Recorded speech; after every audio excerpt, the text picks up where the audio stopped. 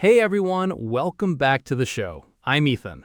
And I'm Rio. Thanks so much for tuning in today. So today we have a really practical topic, and honestly, I think almost everyone who has ever lived in an apartment can relate to this one. Absolutely. We are talking about noisy neighbors. Yes, the dreaded noisy neighbor situation. Ugh, I feel like everyone has a story about this. Someone walking too loud, music playing late at night, or someone dropping things on the floor at midnight.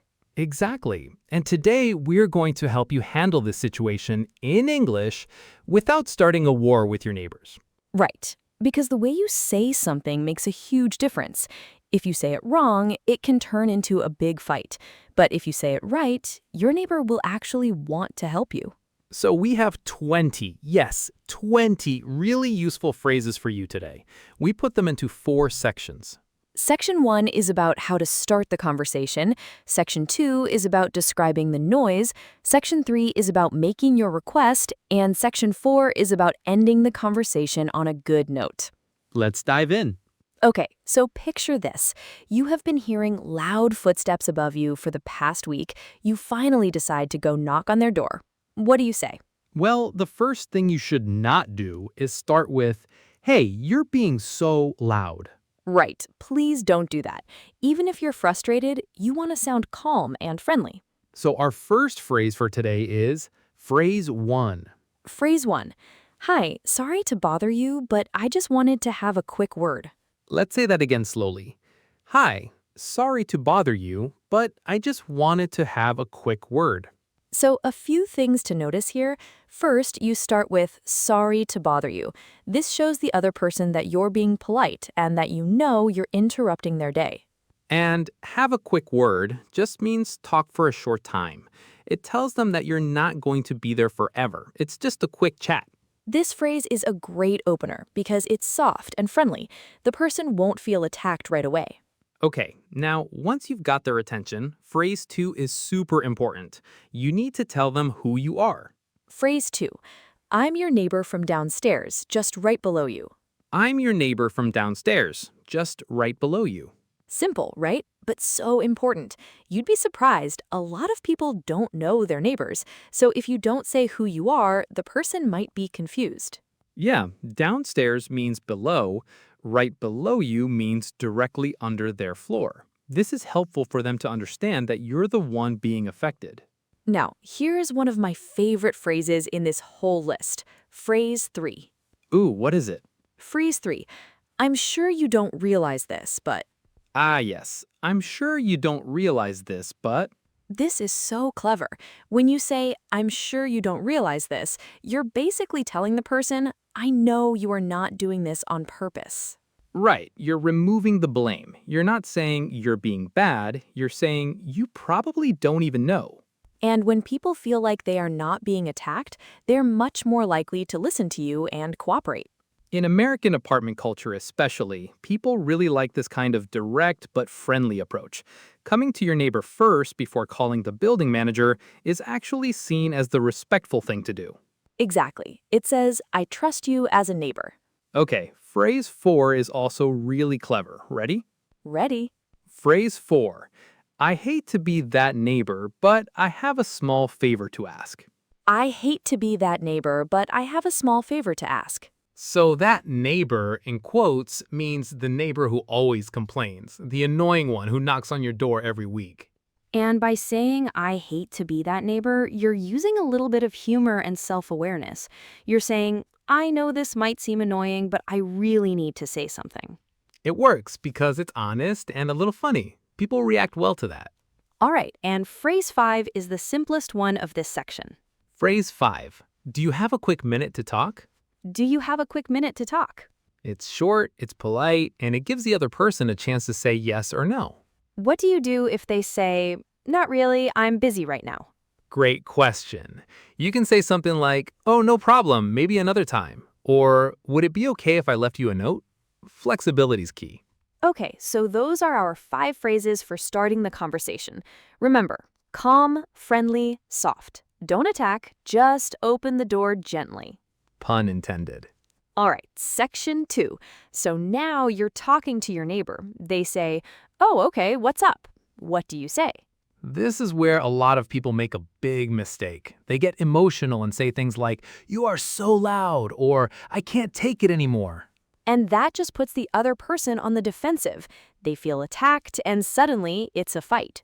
So instead, we want to describe the noise using facts, not feelings. And here's a secret technique. Make the sound the subject of the sentence, not the person. So instead of saying, "You are loud," you say, "The sound is loud." See the difference? Exactly. Phrase 6. The footsteps can get a bit loud downstairs. The footsteps can get a bit loud downstairs. Notice the footsteps is the subject, not you, the footsteps. It's the sound that's the problem, not the person. And can get a bit loud, not are extremely loud. You're being gentle with the word choice too. Phrase 7 takes this technique even further. Ready? The sound travels very easily through the ceiling. The sound travels very easily through the ceiling. This is brilliant. Now the building is the problem. Exactly. You're saying the ceiling is the issue, not the neighbor. It's like saying, "Oh, this building just has thin walls." It removes all blame from the person. And honestly, that's often true. A lot of apartments and buildings do have very thin floors and ceilings. I lived in a place like that once. I could hear my upstairs neighbor's TV clearly every night. Oh no. Okay, phrase 8. Lately, there's been some heavy stepping, especially in the late evening. Lately, there's been some heavy stepping, especially in the late evening. So a few things here. Heavy stepping is a polite way to say loud footsteps, and especially in the late evening is a time reference. It tells your neighbor exactly when the problem is happening. This is really helpful for them too. Maybe they don't realize how loud they are at night. Maybe they walk differently in the evening, wearing shoes inside or doing workout videos. Right, and if you tell them the specific time, they can connect the sound to something they were doing. Phrase 9 is for a different kind of noise. I can hear something heavy dropping on the floor. I can hear something heavy dropping on the floor. This could be for things like kids running and jumping, pets, or maybe someone who goes to the gym and drops weights at home. It's indirect. You're not saying your kid is out of control. You're saying, I can hear something dropping. Very polite. And phrase 10 adds a personal reason for why the noise is a problem. I work from home, so it gets a little distracting during the day. I work from home, so it gets a little distracting during the day. This is smart because you're explaining your situation. You're not blaming them. You're saying, "I have a specific reason why this affects me."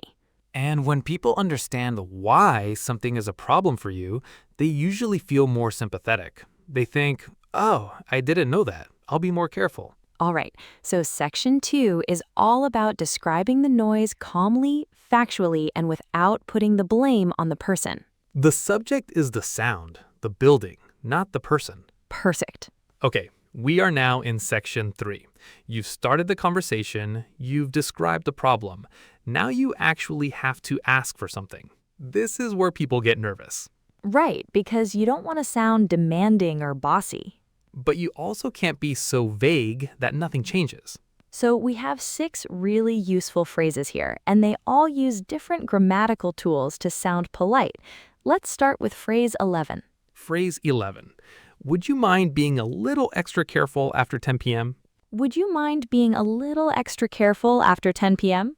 Would you mind doing something? This grammar structure is one of the most polite ways to make a request in English. It's like saying, is it a problem for you if... And notice the specific time, after 10 p.m. You're not saying all the time, you're saying just in the late evening. That feels much more reasonable. Phrase 12. Could you try to walk a bit softer during those hours? Could you try to walk a bit softer during those hours? So, walk soft or walk softer, it means to walk quietly without making a lot of sound with your feet. And during those hours refers to the time you just mentioned, like after 10 p.m. You don't have to repeat the time, just say those hours. Phrase 13 is really interesting because you're actually offering a solution. If possible, could you put a rug down in that area? If possible, could you put a rug down in that area? A rug. This is such a common thing in Western countries. Putting a rug or a carpet down on hardwood floors is a standard way to reduce sound. And by suggesting a specific solution, you're being helpful. You're not just saying, be quiet. You're saying, here's one easy thing that might help. Your neighbor will probably appreciate that. It shows you've thought about it. Phrase 14 is the most humble way to make a request. Is there any chance you could keep the noise down a bit? Is there any chance you could keep the noise down a bit? Is there any chance? This phrase sounds very gentle, like you're almost not sure if it's even possible, but you're just asking. It works well when you feel like the request might be a bit hard for them, like you're giving them an easy way to say no. But of course, you're still asking, and most nice people will say yes. But phrase 15 uses a personal reason again. I'm a very light sleeper, so I'd really appreciate your help. I'm a very light sleeper, so I'd really appreciate your help. A light sleeper is someone who wakes up easily. The smallest sounds can wake them up. The opposite is a heavy sleeper, someone who sleeps through everything. So you're explaining that even small noises keep you awake. That makes the request very personal and easy to understand. And I'd really appreciate your help. That's a warm, genuine way to end a request. It doesn't sound like a demand.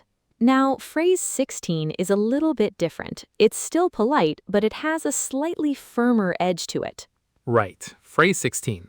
I just wanted to let you know directly before calling the management.